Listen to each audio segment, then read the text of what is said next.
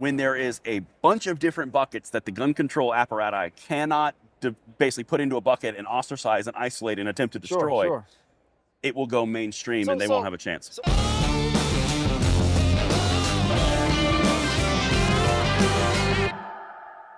Hey guys, Sure Michael Singleton here, and I'm sitting here with Braden Langley of Langley Outdoors, and we want to talk about something that's a very fascinating topic, the old guard of shooters and the new guard of shooters. Now you're probably wondering, what in the world am I talking about? I'm talking about the old school guys, the guarded guys, who this is my world and you're not coming into it, versus many of the new shooters who are open-minded. They come into this with no animosity at all because they want to learn. They're new.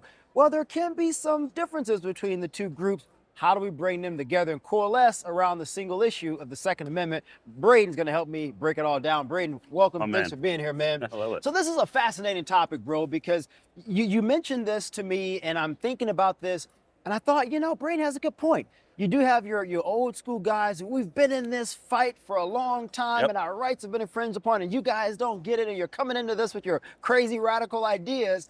And then a lot of the new folks who are young, who are diverse, who are open-minded, they don't care. They just want to shoot some guns and have a good time.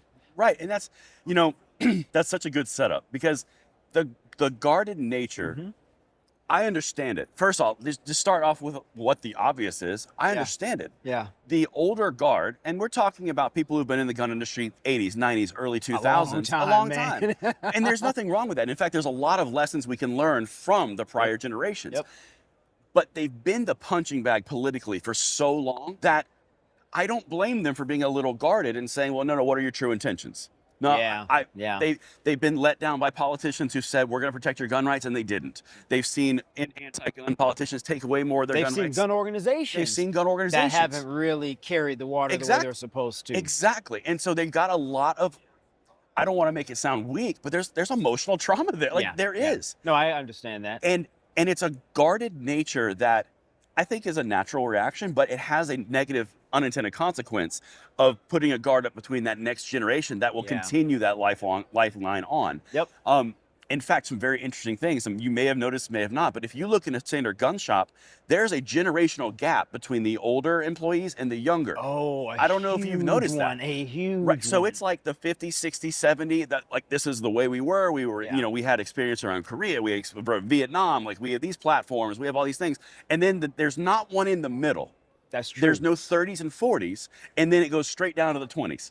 Yeah. And more urban, more hip hop, more pop, more and there's such a drastic difference. But I mean, imagine if you just look at that gap, right?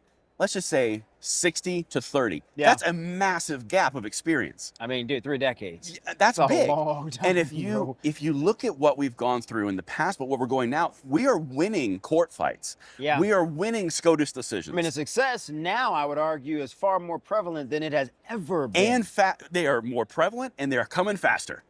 And legitimately, we are making moves across the board towards freedom. States are picking up constitutional carry like never seen before. And there's this tendency to say like, yeah, I know we got that win there, but they're still going to get you somehow. And it's that I've been jaded so many times. I don't trust the victory. I don't trust what I'm seeing. So with that in mind, you have this apprehension. You have this reluctance to sort of trust the significant amount of progress that's been made, the amount of success that's been made. Compared to the younger folks who look at this and like, oh, this is really cool. I can now go get a gun if I live in a place like Maryland, or if I live in a place like California. Now there are less restrictions. And the old guys are saying, well, wait a minute, you just don't trust this. How do you sort of bridge that divide? Because I do think there is a cultural division between these two gaps too that sort of have to be discussed. I completely see what you're saying. There's demographic differences. Oh, no. Flat out. Let's just call it what it is. Between us and our grandparents, right? Exactly. Let's be honest about that. I mean, like, there are so many differences, and it's a different world than the one. Like, something that I've always teased is the big issue with the gun world is it's still in the 90s. In some aspects. When we were like kids. When we were kids. We were kids, man. But, I mean, if you think about the technology that came out and the guns that were coming out, well, that came from the 90s. Yeah, that's true. Well, it's 2023. So, you know, when you look at the differences and even the marketing tactics, even the approach of business, it's still kind of, I don't want to say archaic because that's kind of insulting, but it is a little bit older. But it's old. It's older. I mean, Braden, let's be honest, it is old. I mean, let's just call it duck a duck, right? So it's older. But when you have new demographics and you have new people coming in who are in the social media, the entire generation, there's so many different ways to consume what we're doing. I mean, look what we're doing right here. Yeah. I don't know if they would have been doing this in the 90s, Braden. No, they wouldn't. But even the technology, take the social stuff out of it. It didn't exist. But people couldn't have YouTube channels like mine. They couldn't have YouTube channels, different guns out media, like all these different aspects. It's allowing us to expand beyond borders, but that resistance that we're talking about kind of shows up too. It's so how do you bridge it then? Well, bridge it. Yeah. How do you take the experience of the old with the modernity of the youth? You take the good with the bad. No, it's a good way to say it. Thanks for bringing me back, brother. I was totally on it. I'm just reeling you back I love it. in a You little reeled me bit. right back in. I loved it. You don't discount experience. Oh, because experience is so valuable. Absolutely. But you also incorporate new. So it's a respect barrier, right? So the younger will say, it's easy to write off something in older technology that you don't necessarily go with. Yeah. But on the other side, the old is also quick to dismiss, social media. We have to respect each other for our own benefits we bring to the conversation for a combined outcome and goal. That's the important piece. So if you combine the experience of respect for wisdom, which typically comes with time and a lot of trials and a lot of tribulations, versus the openness to exploring new things that comes with youth and modernity and progress, and I don't mean that in a liberal political sense. Of course. What do you think are the outcomes of sort of merging these two sort of disparate things, disparate groups, if you will? I think one of the most powerful things you'll ever see in the gun world is when those groups come together. And what does that look like to you? What it looks like to me is, if you take that age and experience that you're talking about, and a little bit of the jaded, like the emotional stuff, right? But you take the new young pups who've never had that same trauma, and they're full of hope and they're full of motion, and we're moving forward. And the groups that we come forward, you can still take the experience of those that have come before us and have the scars, but utilize it in a plan going forward. For example, if you look at things that happened in the 80s and 90s with gun control, it was all about talking down to you because, this is the natural thing and we need to infringe upon this right or not. And then there's this fight about where we're going to infringe and where we're going to meet the battle. Now it's not like that. Now the conversation is, okay, so you want to do red flag laws? Let's break that down. What does that look like? We have different avenues of dissemination of information, like YouTube channels. Those people didn't have. If we all unified in the exact same direction, and it comes back to unity, we could put out red flag law updates or updates on infringements they're putting together. We could destroy it in 10 seconds because we have every piece of the recipe to pass not only live in the freedoms that we have, but also pass them on to the next generation. Because there is a concerted effort to infringe upon these rights under the guise of safety. Well, we can dismantle that every single day. My channel, Jared's channel. I mean, there's so many channels that say, I hear what you're saying. There's that leveraging of that experience. But let me provide an alternative position to this based on the facts, based on evidence. I mean, that's an interesting point. I want to unpack something that's a little unique to this conversation. I have found that sometimes some of the older guard, or old guard, if you will, they're also a bit apprehensive in some of the new people who are coming into this and their interpretation of firearms and how they showcase their love or fondness of firearms via their video. Oh, you should not do this, or this is not something that, and yet a lot of youth, they want to go shoot into the berm like crazy. They want to, I mean, that's just a thing. And now we certainly should maintain the safety aspects, absolutely. Training, so that stuff is still important, but you do see a disconnect there. How do you bridge that gap? Because a lot of younger guys will look at some of the old guys and say they just don't want us, or they're not accepting of us, and the older guys that we just don't do this when we go shooting.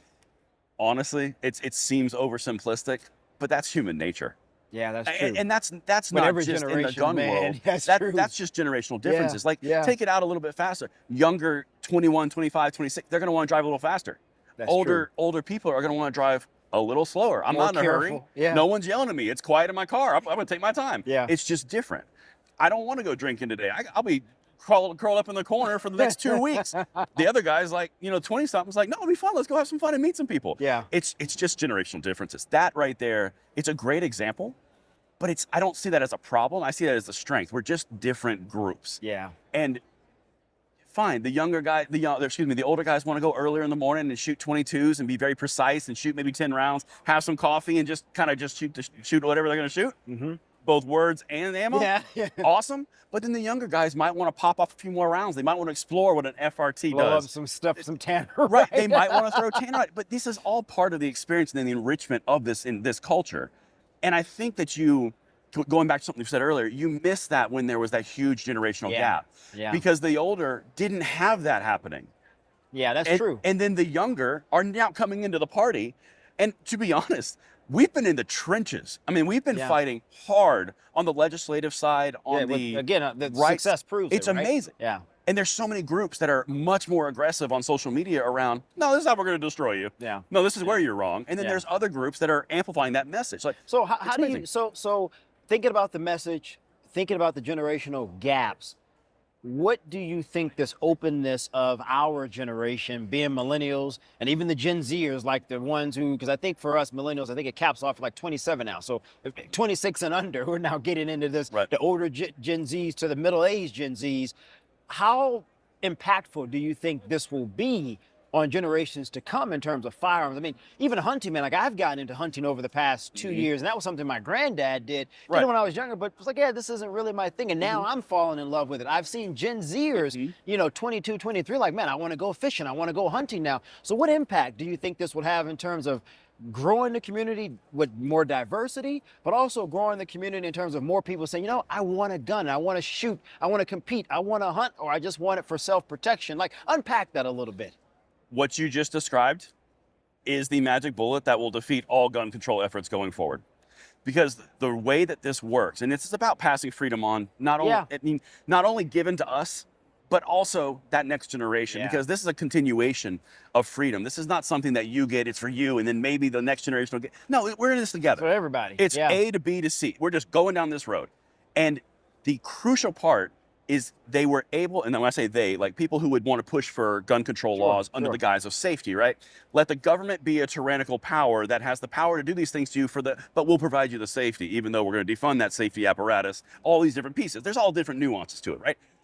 But when the gun industry is a more healthy ecosystem of young to old, when there is a bunch of different buckets that the gun control apparatus cannot basically put into a bucket and ostracize and isolate and attempt to destroy, it will go mainstream and they won't have a chance. So let me ask you this. You brought up folks who are not promoters of the Second Amendment. That's a nice way to say it. What do you think, why do you think there's I don't want to say a differentiator, but why is there, I guess, some misunderstanding, if you will, about why people like guns, why people may want to buy a gun? Do you think it's a lack of education? Do you think, I've found in some of my conversations with people who are just like, absolutely not, there's a fear component. 100%. I found some of that being the case. So what do you think having a more youthful, more diverse collection of gun owners, how do you think that could change and have an impact? It dispels a fear of the unknown. And I think that is the key point, because if you look because more people will see more people like themselves owning guns. I get what you're saying. They identify into that because, oh, I see that. I get it. My cousin is shooting guns now, or my sister, or you could look at all the channels from like 10, 15 years ago on YouTube. They all looked a whole lot like me. Yeah. But now there's so many different channels. Look like both of us and everything in between. Like everything in between. And that's awesome. And that's amazing. Yeah. But again, the reason that people will have that apprehension is mostly because of the unknown. Yeah. And that's in anything, going back broad stroke again. If you don't know how a car's going to handle when you're driving fast, you're going to be more apprehensive to drive fast. A lot of trepidation there. Or in the rain, and that's a perfectly healthy thing. That's a part of the cycle. But the reason that people who are necessarily, at least in what I've found, because I've studied these gun control apparatus, the people who are against guns, I study all the different groups, and I've seen all this. I do this twice a day. And the big theme is they're aiming at an audience who they are not providing the complete picture, and it makes it a scarier idea. Do you think they understand the complete picture themselves? The people presenting it? Yeah. 100%. Interesting. Well, so...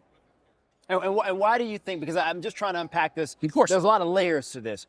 Why do you think those who do understand it, do you think there's fear there? Or do you think there is just not fear? Maybe there's a lack of it. Like, what do you think are the driving forces behind it? The root cause I'm trying to get to. Yeah. I believe, and this is just from observation. Sure. I believe that the root cause from a gun control perspective is based in a lack of trust in others. And it goes something deeper in the stance of you can't trust individuals. You need a government to curtail So the individuals. best way is to just put a lot of limitations We're just on going to this, put a lot of 'cause we just limitations don't know. because a greater, higher authority is going to do that. In this case, it would be the government. Now, that's antithetical to the American way. Sure. And in a perfect world, maybe that would be ideal. But the reality is we don't live in We a are in a perfect perfect world, right? That's right. because there's a very big propensity from anybody who has that centralized control to abuse that centralized control. That's why the Founding Fathers put the document in place to curtail the government's power. Sure. That's the entire point, and that's everybody. So let me ask you this, because I want to go back to the old school and the new school Course. and what we're talking about now. Of course. Why do you think a lot of new groups, a lot of more diverse groups, why do you think they don't have that fear of, I know this thing could be dangerous, I don't know what a dangerous person may do to this, therefore I'm going to take a position of saying, maybe restricting this is going to keep us all safe. Instead, there appears to be more younger, more diverse groups saying, you know what, I just want this to protect myself regardless of what people with bad intentions may do, or I just want this because I enjoy it, or whatever the aspects. Why do you think there's a differentiator between those who are saying more control because we just don't know, to your point, youth diversity saying, you know what, I'm just not thinking about it in those terms? And I said, it's a question, I know. It's such a great question. There's a break in the process, and I'm not assigning good or bad to the process, because people are going to come to their own conclusions. It's our job to bring them along to what I can show you along the path. It's free information, all about our history, what has happened in this case. And when you have the older guard, keep in mind, we don't have the idea of the fall of the Berlin Wall. We don't have the Cold War. We don't have any of these things of which they immediately go to, that's communistic, that's socialistic, because they saw it in real time. Now, you don't see that in real time. So the immediate threat of a superior power invading a smaller power, and the idea that the population is armed to protect not only its foreign but domestic, that idea is lost on them because they've never seen it. And now, you fast forward to Ukraine and Russia. What was the first thing Ukraine did when Russia was like, hey, knock, knock, what up? They were arming everybody. They armed everybody. They passed laws in the Ukrainian parliament that said now you can have a gun. They opened up the archives, or not the archives, but the old armories. They handed AKs to everybody. The military became, we need everybody now. We need every human. Hey, if you can't fire a gun, you're going to make Molotov cocktails. Or flying drones. I mean, I just saw a documentary of a woman who was like an engineer, and she's like, now I'm flying drones because I'm trying to fight for my country. But they had that exact same gun control that the proponents of gun control would advocate for here. But it goes back to a root distrust of the population in general. Well, we can't trust people to have these guns. So again, why do those individuals of that particular mindset have that distrust, yet we're seeing younger and diverse groups not have that mindset, including, I'll give you an example. You have a lot of African Americans, urban individuals, who have seen a lot of gun violence, in a negative way. And yet you're seeing a large number of them, particularly guys, you and I know many of them, who are into guns. Their channels are blowing up, Braden. Why don't you see that connection with them versus individuals who have the mindset that you just laid out? Well, because you're going to get into this no matter where you go. You're going to have differing opinions.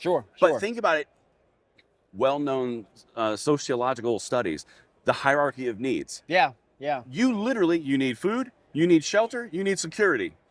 Well, if that security is not being provided, going back to what I said earlier, if you promise that you're going to take care of us and we're feeling safe when you're doing it, okay, that's one thing. But when you're breaking that promise, and the areas of which you're describing with the moats, the violence, because it's not gun violence, it's people doing it. You are experiencing the failed promises of a leftist state who would go for gun control and centralized control for safety. At the same time, they're defunding those police departments. They're not providing the safety they're promising, but they're still sure as hell taking your gun rights. So you've taken the rights over here under the guise of safety, said you're going to provide that safety, and then that exact same community, you're going to turn around and say they're bad and they don't like you, so we're going to defund them. You've left the people that you're trying to say will take care of you with no alternatives. So you're saying that's why you're seeing, particularly on the male side, 100%. a lot of black women too who are saying, you know what, I don't have the safety, therefore I have to get it myself. 100%. Now, I'm going to break this layer down even further. Let's go. What do you think about some moms who may have lost a son to violence, inner city violence? You may say, you know, I do think we need more restrictions on this. What would you say is a root cause of that in particular? Why would that particular group be more susceptible to arguments of further restrictions? I think so. That group of people, the ones who have loved ones who have felt pain and they felt the emotional trauma, I think that one of the things that humans do is we look for meaning when things happen, bad things happen. Yeah. That's a huge thing. And you see this consistently with people who are victims of horrible things. In general. Yeah. And you say, there's got to be some meaning because this wouldn't just happen to me. And I think when you have that level of concern, when you have that level of instability, and you have a government official coming in saying, look, we could have prevented this and you can help somebody not go through the same pain, they're going to immediately jump to that because then that assigns meaning to their loss. So they're looking just for any type of immediate solution. They're looking for an immediate solution, something that they can orient their energy and turn their pain into purpose. And they are trying to prevent that same pain on others. I honestly believe that if you had the exact same groups targeting or talking to those people and say, there is a better solution, we need to focus on another solution beyond gun control, they would fully endorse it. We'll be open to that. 100%. That's such a fascinating disposition, and I wanted to sort of go through the layers of this to really unpack this a bit for our viewers. So do you think that the strategy of younger people like us versus the old guard in terms of how we spread the message of the Second Amendment is different? And if you do think it's different, what do you think are the I guess the positives and negatives of both sides?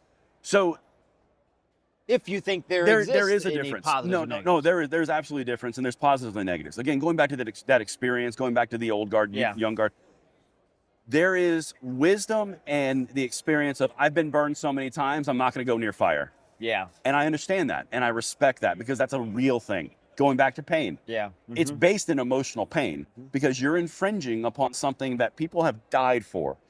My ancestors fought in wars, so I had this right, and you're trying to take it away from me, and politicians are not helping me, and I feel helpless. That's painful, and I get it.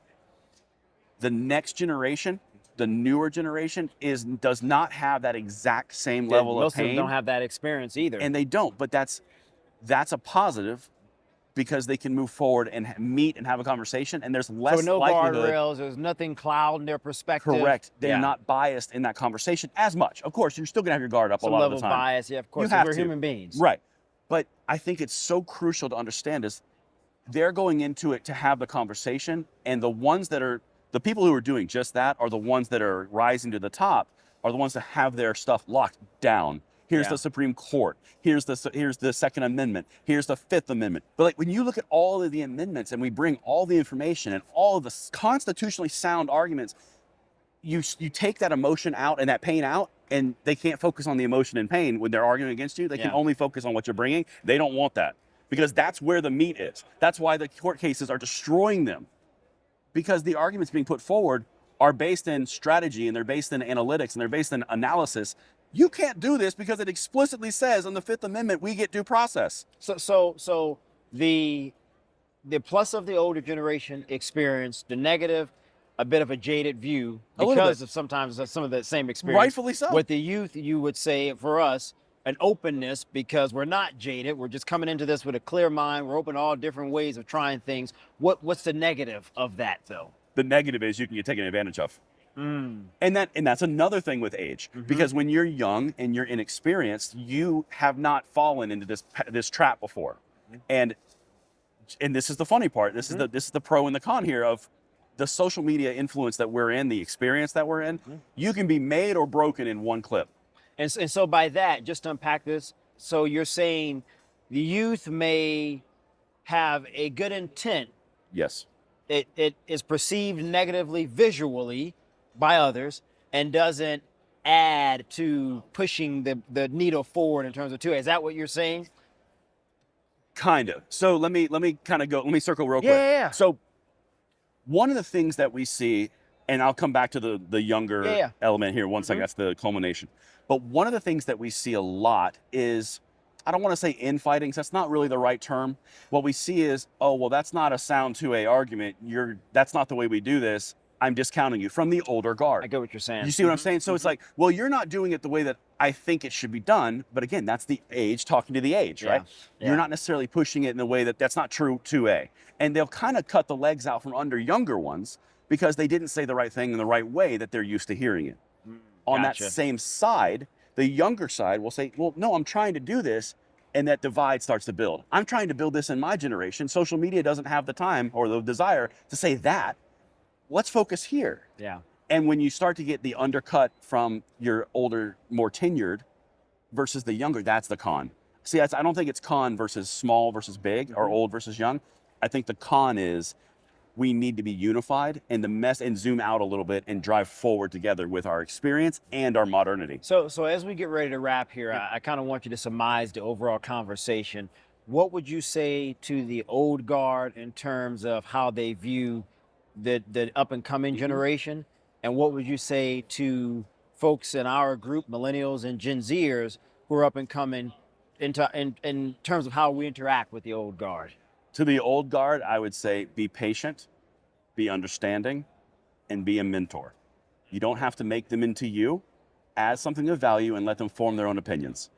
As long as you are helping guide that discussion in the right direction of the Second Amendment, go for it. But again, it's important. Don't make them into you. Make them a influence of you. Which requires a level of open-mindedness, right? Open-mindedness and experience. And then I say that the younger crowd, do not discount those that have come before you because there is wisdom and age to be learned and incorporate it into your message. Because if you combine those two things, you will never lose. I don't disagree with that. Braden, oh, man. Langley Outdoors, I appreciate it. So look, guys, there is a difference between the old guard and the youth. But as Braden sort of laid out here, I mean, there is a lot that the youth can learn from our elders, such as wisdom. And there's a lot that our elders can learn from the youth in terms of creativity and moving the needle forward. What do you think? Do you have an older mentor? And to the old guard, do you have someone you're mentoring? I'm sure Michael Singleton. Thanks for watching.